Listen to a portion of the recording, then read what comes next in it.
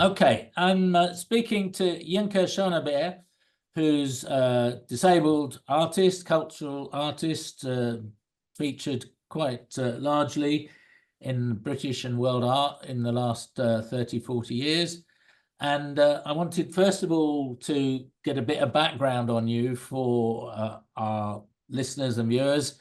Tell me a little bit about growing up. I think you grew up mainly in Nigeria and then back to the UK. Tell us a bit about that and how you've got the view that you might want to do artistic endeavors. Yeah. Well, I mean, I grew up in Nigeria. Mhm. I studied art in the UK, Mhm. and I became disabled when I was 19 years old.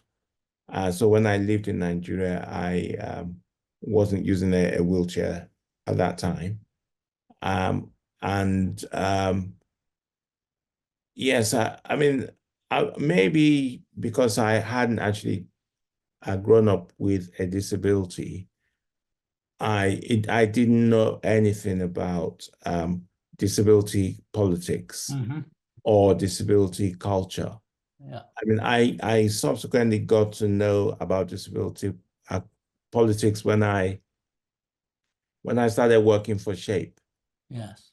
So when I left, I went to Goldsmiths College um, in London, and then when I finished at Goldsmiths College, I then started working for Shape part-time whilst I was kind of practicing my art. Okay. And my office was at Battersea Art Center, Mhm.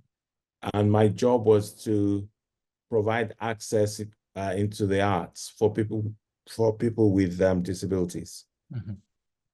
And I worked with day centers, sending artists into day centers to do art workshops, and I also organized disability arts festivals as well. Um, and yeah, I mean, so, and then I started after working for Shape for about 6 years.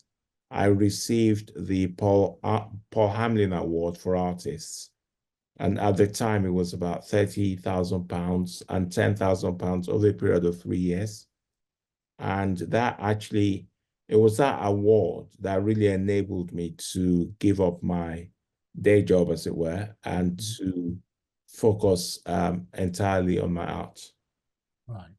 Yeah. And then I was also, my work was acquired by, while I was working for Shape, my work was acquired by Charles Saatchi, Mhm. which was the major kind of one of my major successes. And then subsequently, I was picked up by a London gallery, Stephen Friedman Gallery. Mhm. And when Stephen Friedman Gallery picked me up, I was then able to um, live, to work full time and live on my work because he would take my work to art fairs.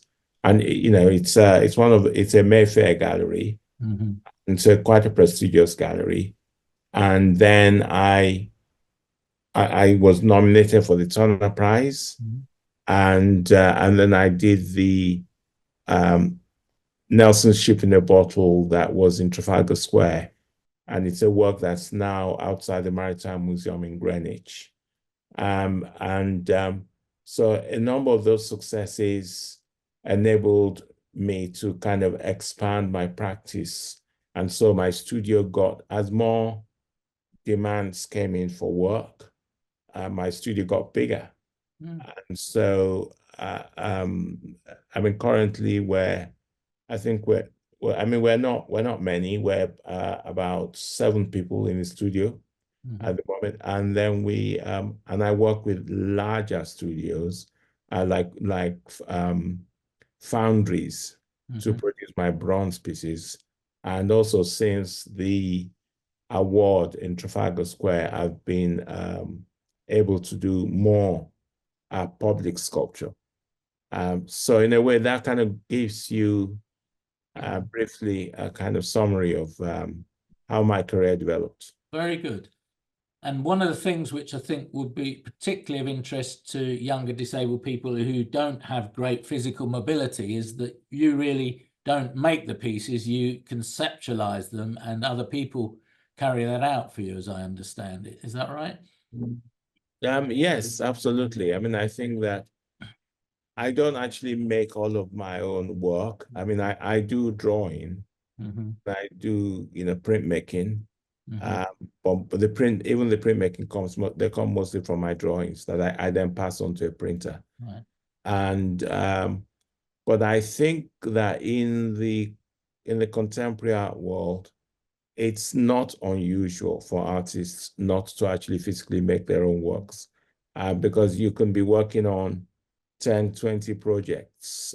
It's not actually physically possible for you to make them yourself anyway. Even if you were able-bodied, you couldn't. Now, you acquired your impairment when you were 19, as you said, but equally for young people who are growing up who maybe have had their impairment from early years or from birth, should their impairment be a barrier to them joining the creative industries, do you think? Or should they be able, given this emphasis now on more conceptual approaches, should it be more easy for them to actually get into it rather than the old artist having to do a 7-year apprenticeship under the master? That's all gone now. Well, I mean, I don't think any kind of impairment is a barrier to being creative, because you have your creative mind, and creativity is mostly generated from the mind anyway. And so the physical making is just a byproduct of ideas. So that should never be a barrier. What I think people with disabilities like myself need is the support to actually do their work. So, if you have access into buildings and you have access into studios, and if you're an actor, you have access to the stage, because that can often be a problem with many venues where you have access as an audience member, but you don't have a lot of access if you're actually one of the performers. So, and I think those are the things that as a society we need to resolve. I mean, it's not the person who has the impairment's fault, it's the environment really that's a problem. So it's more of a cultural issue. The issue of disability is cultural.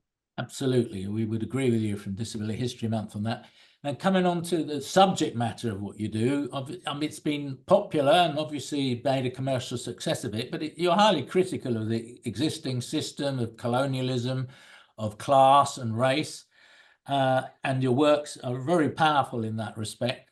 Have you, in latter years, thought about this other barrier, the cultural barrier, and have you turned your attention to that at all for disabled people and those barriers as a subject of art? Well, I mean, I've touched on the subject of disability in my work before. I've done a series. Well, I did a series called The Picture of Dorian Gray, based on Oscar Wilde's Picture of Dorian Gray. And, I tend to use history as a kind of vehicle for expressing contemporary concerns. So, and I've also made Enlightenment figures into people with disabilities. So, as a person with a disability, I'm multifaceted. My disability is not all of me. Sure. It's just one aspect. Absolutely. But I'm also a member of society, and I'm free to express myself in any way that I wish to express myself, including aspects of my disability. And may you long be able to do so, because we certainly enjoy your perspective on modern society. And thank you very much, Yinka.